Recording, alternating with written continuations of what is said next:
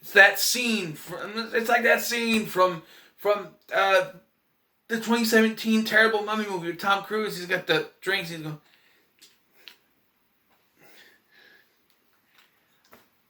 I don't know what to make of this.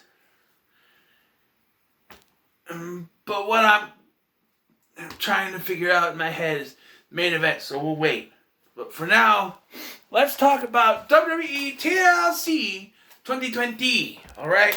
We started off with a pre-show. We had an 8-man tag match. It was Daniel Bryan, Big E, Chad Gable, and Otis versus King Corbin, Sami Zayn, Shinsuke Nakamura, and Cesaro. Big E's team picked up the win. They did this thing where, you gotta listen to Chad Gable, and then Big E tagged himself in and he won. I don't know why Otis couldn't get the pinfall, but we had to have Big E get the visual pin, over Sami Zayn. So that made sense.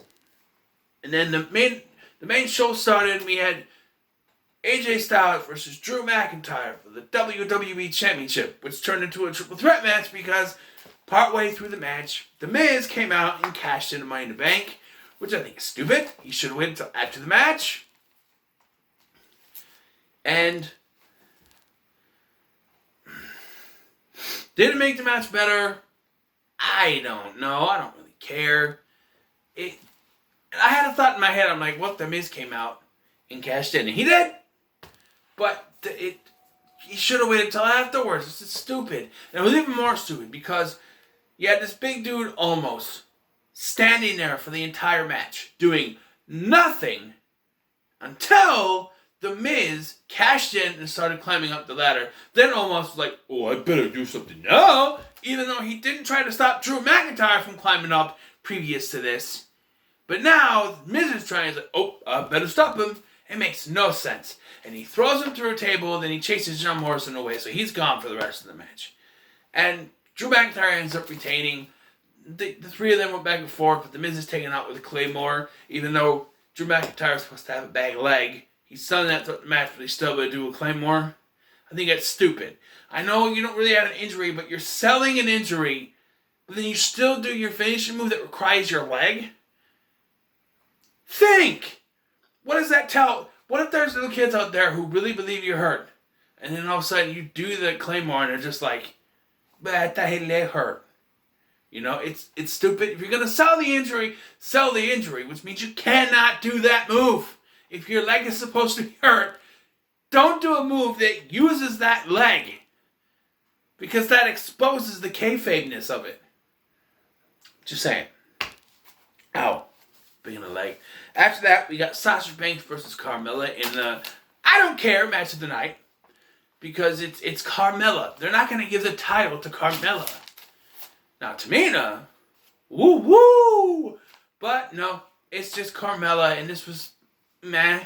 You know, at one point, Carmella's little errand boy showed up and grabbed Carmella out and started to walk her away, and the referee did not disqualify, by the way, which should have been disqualification. Or something. He's interfering in the match. This was Monday Night Raw. That'd be disqualification. But no. No disqualification.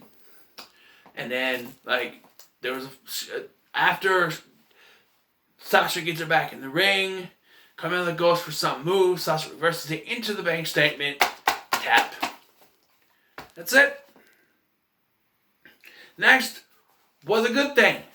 We had the Hurt Business versus the New Day for the Raw Tag Team Championships. And thank God, thank Jeebus, the Hurt Business won the Raw Tag Team Championships. And now let's move away from the New Day. Let's do a whole new thing. Bring the Viking Raiders back. You know, Ivar should be healed by now. I mean, come on. Or Eric, or whichever one's. Just a new team. I don't care if you bring an Ever-Rise to fight them. Just a new team. Okay? Yeah, there was some shenanigans at the end where Shelton Benjamin may have had the match won, but then Cedric tagged himself in and got the pinfall, which I'm sure Big LT Radio is going to love that. Yeah,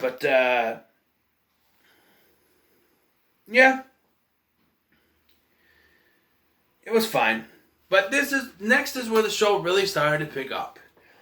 Because we had Sasha Banks and her mystery partner, which was supposedly supposed to be R-Truth, but it wasn't, versus Nia Jax and Shayna Baszler for the unnecessary women's tag team titles. And I'm going to call them unnecessary until they get rid of those things, because they don't need...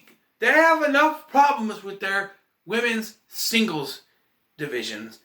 Then they have to add these tag team titles. I understand they want to do something for their women, but you have enough problems with your singles titles. You don't need the tag titles.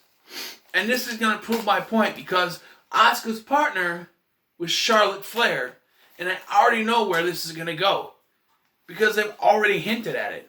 Asuka goes to get a high five from Charlotte at the beginning of the match. Charlotte doesn't high five her. Charlotte is going to turn on Asuka.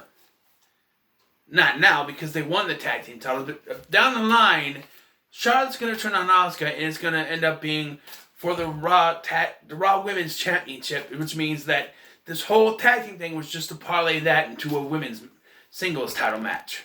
So it just proves how pointless the women's tag team titles are if they're just going to be used to push the singles championships. I'm just saying. Then after this, we learned something very, very important and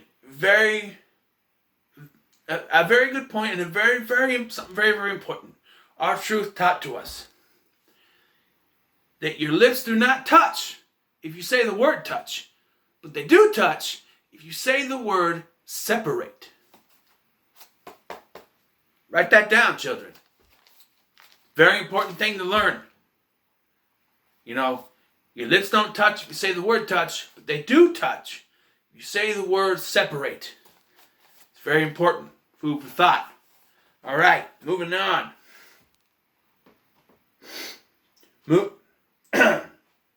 Moving on to Roman Reigns. All right, Roman Reigns, Tribal Chief, Tribal Chief Roman Reigns versus Kevin Owens.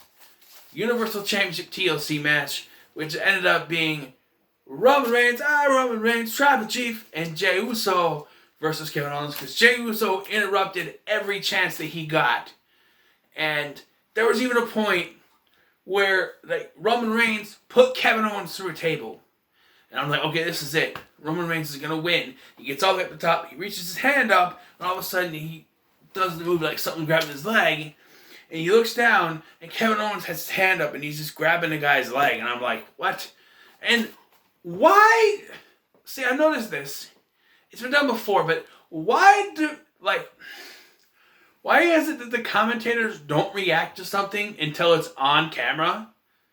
Like, there'll be times someone interrupt the match, but they don't say anything until the camera can visually see that person. Like Kevin Owens clearly got in the ring and grabbed the leg off camera, but they did not say anything until the camera showed that Kevin Owens was laying down there. I understand it's supposed to be, showing it for the fans at home, but we know they will be able to see it before we do. Just have them say something. It's absolutely stupid, but you know what I mean. Roman Reigns ended up winning because Jey Uso kept getting involved, and I kept saying Jimmy Uso's going to come out and he's going to end up turning, he's going to end up helping Roman Reigns, but I guess he's not. I don't understand. Jimmy Uso's been gone for like 2 years now. He should be healed. I mean, he's showed up here and there. I don't know. But Roman Reigns won. There were some good spots going through tables and stuff like that. And Roman Reigns hit a No, that was the other one. Hit a Claymore. That was the other TLC match.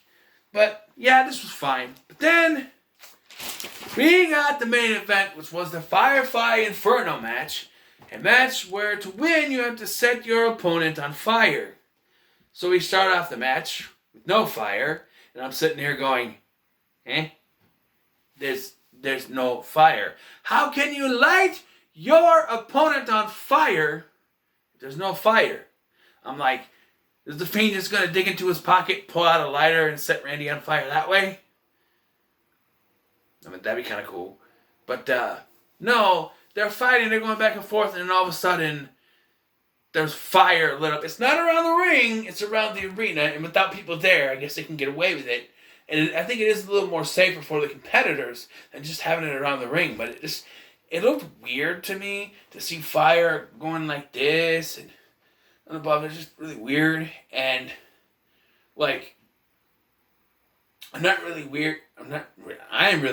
I'm not really sure how to really go about talking about this match, because it was just them trying to light each other on fire. At one point, and I was a little bit correct on this, at one point, like, Bray Wyatt brings out the rocking chair and he covers it in gasoline, right? And then he makes a little trail, and then I nearly fell off my couch when I saw this. He puts Randy Orton in the chair, and then he pulls from his pants pocket a lighter, and I'm like, son of a bitch, he's gonna use a lighter to set Randy Orton on fire. He used the lighter, but it didn't set him all the way on fire. It went there, and Randy Orton jumped, and then so they're fighting back and forth. There's a bunch of trying to set each other on fire using belts, using an axe handle. But Fiend goes with the mandible claw to put Randy in the fire. Randy reverses it and puts the Fiend in the fire. He's on fire. He runs in the ring and he's on fire. He's like standing in front of Randy Orton. The bell doesn't ring. And then the fire goes out. The Fiend's laying in the middle of the ring, and Randy Orton goes over and gets another can of gasoline and pours it all over the Fiend. And then grabs a match, strikes it, and just stands there, lets it burn, and then drops it, setting the Fiend on fire. So I guess technically Randy Orton wins, but there's no bell, bell didn't ring, and the show just ended with the Fiend laying in the ring on fire, Randy Orton walking away, and a little thing pops up. That's how it ended. What